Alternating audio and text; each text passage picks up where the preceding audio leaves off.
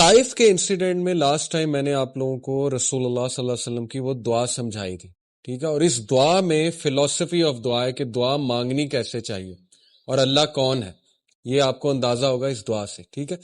سیرہ کا ایک بہت بڑا فائدہ پڑھنے کا اور سمجھنے کا یہ ہوتا ہے کہ آپ کا زندگی کا فلسفہ کلیئر ہو جاتا ہے، آپ کو سمجھ آ جاتی ہے کہ زندگی میں نے کس کانسیپٹس کے ساتھ زندگی گزارنی ہے، اور یہ بہت بڑی بات ہے، بہت بڑی بات ہے۔ دیکھیں، ایک اچھے ایجوکیشن سسٹم کا مقصد بھی یہ ہوتا ہے کہ ہمیں زندہ رہنے اور جینا سکھائے، یہ نہیں کہ بس ہمیں پیسے کمانا سکھائے، وہ تو ایک بہت ہی اس کا مائنر سا بینیفٹ ہے۔ اصل ایجوکیشن سسٹم کا بینیفٹ یہ ہوتا ہے اور مقصد ہوتا ہے کہ بھئی ہمیں چیلنجز سے ہم نے کیسے گزرنا ہے، ہم نے زندگی میں مختلف سچویشنز میں کیسے ڈیل کرنا ہے وغیرہ وغیرہ۔ تو یہ سیرہ اللہ کے نبی صلی اللہ علیہ وسلم کے بارے میں اللہ نے خود کہا کہ تمہارے نبی میں تمہارے لیے بہترین مثال ہے، ہر طرح کی بہترین مثال ہے۔ اوکے، یہ دعا میں دوبارہ بتاتا ہوں، کچھ چہرے نئے نظر آ رہے ہیں۔ رسول اللہ صلی اللہ علیہ وسلم پہ پتھراؤ ہوا، ہمارے نبی پہ لہو لہان ہوئے، اور بہت یہ جس پہ جتنا غم کیا جائے اتنا کم ہے۔ لیکن میں نے آپ کو ایک بڑا امپورٹنٹ پوائنٹ بتایا تھا لاسٹ کلاس میں کہ سیرہ میں آپ ایک بار بھی رسول اللہ کو یہ انسیڈنٹ مینشن کرتے خود نہیں دیکھیں گے۔ اس سے کیا ثابت ہوتا ہے کہ ہمارے نبی صلی اللہ علیہ وسلم اللہ سے ایمپتھی لیتے تھے، لوگوں سے نہیں۔ سمپتھی لینی ہے تو اللہ سے لیں۔ ایک بار یہ دعا کر لی، اللہ کو رو کے دکھا دیا، سمپتھی لے لی، اس کے بعد کبھی مینشن نہیں کیا۔ صرف تب مینشن کیا جب حضرت عائشہ نے خود پوچھا کہ آپ پہ سب سے ہیوی انسیڈنٹ کون سا تھا؟ کیا احد کا تھا؟ جو احد کی شکست تو نہیں کہیں گے، احد میں جو بھی حادثات ہوئے اس کے بعد تو نبی صلی اللہ علیہ وسلم نے ہاں پھر مینشن کیا کہ عائشہ تمہارے لوگوں نے مجھے بہت دکھ دیا تھا، یعنی طائف کے لوگوں نے، لیکن تب بھی کوئی ایسا سینٹینس نہیں کہا جس سے سمپتھی لینا جو ہے وہ واضح ہو رہا۔ اس میں بڑا امپورٹنٹ پوائنٹ ہے کہ دیکھیں مسلمان سٹرونگ ہوتا ہے، سمپتھی اللہ سے لینی ہے ہم نے۔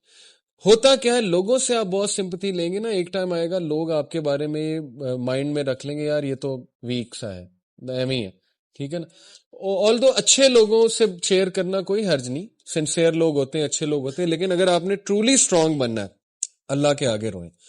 تو خیر، یہ جو دعا ہے اس پہ غور کریں۔ او اللہ، to you I complain of my weakness of strength and my helplessness and loneliness before مین۔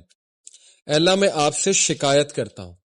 سب سے پہلی بات کہ اتنا اللہ کے ساتھ ایفیلیشن، اتنا کلوز ریلیشن، اتنا بھروسہ، اتنا کانفیڈنس کہ اللہ کو اپنا دل کھول کے دے دیا۔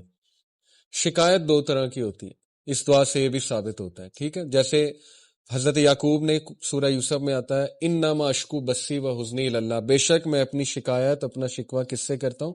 اللہ سے۔ شکایت یہ جو پہلی والی ہے نا، یہ تو جائز ہے۔ یہ کون سی والی شکایت ہے؟ اور یہ ایسنس آف توحید ہے ایکچولی، ٹھیک ہے، کہ آپ کمپلین کرتے ہیں اللہ تعالیٰ سے کہ اللہ میں بے بس ہو چکا ہوں اور آپ کی مرسی، آپ کی ہیلپ کے بغیر میں کچھ بھی نہیں۔ اور اس میں پتہ ہے کون سا والا ایلیمنٹ ہے؟ اب دیکھیں رسول اللہ صلی اللہ علیہ وسلم کی ساری دعا جب میں آپ کو سناؤں گا اس کا کرکس یہ ہے کہ اللہ کے نبی صلی اللہ علیہ وسلم اس لیے نہیں رو رہے تھے کہ ان پہ بہت زیادہ وہ ہوا تھا ظلم، اصل میں وہ اس بات پہ رو رہے تھے، زیادہ پریشان تھے کہ اے اللہ کہیں آپ تو نہیں ناراض، کہیں یہ پنشمنٹ تو نہیں ہے کہ میرے ساتھ اتنا کچھ ہو گیا۔ یہ اصل میں اس کا جو ہے نا ماخذ ہے، یعنی آپ سوچیں کس لیول پہ اللہ کے نبی صلی اللہ علیہ وسلم کا ویژن اور اللہ سے تعلق تھا کہ اللہ یہ ہوا ہے میرے ساتھ تو مجھے سمجھ نہیں لگ رہی، کہیں آپ کی ناراضگی تو نہیں ہے، کہیں مجھ سے کوئی خطا تو نہیں ہو گئی، مجھ سے کوئی غلطی تو نہیں ہو گئی۔ اس طرح کی بات کرنا، ٹھیک ہے نا، اور اللہ کے سامنے دل کھول دینا، یہ تو ایسنس آف توحید ہے، اور اس طرح کی شکایت جو ہے وہ جائز ہے۔ اس کو شکایت کہہ لیں یا کہہ لیں کہ اپنا دل کھول کے بیان کرنا، ٹھیک ہے نا۔ دوسری شکایت جو ہے وہ ہے اللہ کی قدر اور اللہ کی ڈکری کو ریجیکٹ کر دینا، ایکسیپٹ نہ کرنا۔ اور زیادہ تر لوگ جو ہے وہ اس کا شکار ہو جاتے ہیں کہ جب ان کے ساتھ کوئی خدا نہ خواستہ، اللہ نہ کرے، کوئی ایسا حادثہ ہو جائے، کوئی ایسی چیز آ جائے جو انہوں نے ایکسپیکٹ بھی نہیں کی ہوئی تھی، تو وہ بجائے کہ اللہ کے آگے رونے کے یا اللہ سے مدد طلب کرنے کے، وہ فوراً یہ کہتے ہیں کہ یہ ہوا کیوں ان دا فرسٹ پلیس، اور وہ کہتے کہتے پھر اس لیول پہ پہنچ جاتے ہیں جو اللہ معاف کرے۔ ابلیس نے اللہ کو کہا تھا کہ اللہ تو نے مجھے گمراہ کیا، یہ ابلیس کے الفاظ ہیں قرآن میں کہ بے شک since you have led me astray, اس لیے اب میں ان ہیومن بینگز کو نہیں چھوڑوں گا۔ اس نے بلیم کس کو کیا؟ اللہ کو۔ تو خدا نہ خواستہ کہیں ہم اس شکوے کا شکار نہ ہو جائیں کہ ہم اللہ کو بلیم کرنے لگیں، نعوذ باللہ، کہ یہ اللہ کی وجہ، اللہ نے کیوں میرے ساتھ ایسے کیا. ٹھیک ہے نا. انسان ہے، نکل بھی سکتے ہیں ایسے الفاظ، لیکن یہ کہ توبہ کر لی جائے، فوراً سے ریٹرن ہو جائیں، فوراً سے جو ہے وہ اللہ تعالیٰ کے بارے میں پازیٹیو ہو جائیں، تو یہ ایسے لوگ اللہ کو بہت پسند ہیں. ٹھیک ہے. تو پہلی بات، یہ شکووں کے بارے میں 2 طرح کے شکوے میں نے آپ کو بتائے. ان میں سے ایک ناجائز ہے کہ تقدیر کو چیلنج کر دینا، اللہ کی ڈکری کو ریجیکٹ کر دینا کہ نہیں یہ ہوا کیوں. جیسے کچھ لوگ، ان کے فادر کی ڈیتھ ہو گئی، مدر کی ڈیتھ ہو گئی، ایکسیپٹ ہی نہیں کیا، دین سے بھی دور ہو گئے، نمازیں پڑھنا چھوڑ دی کہ نہیں یہ ہوا کیوں.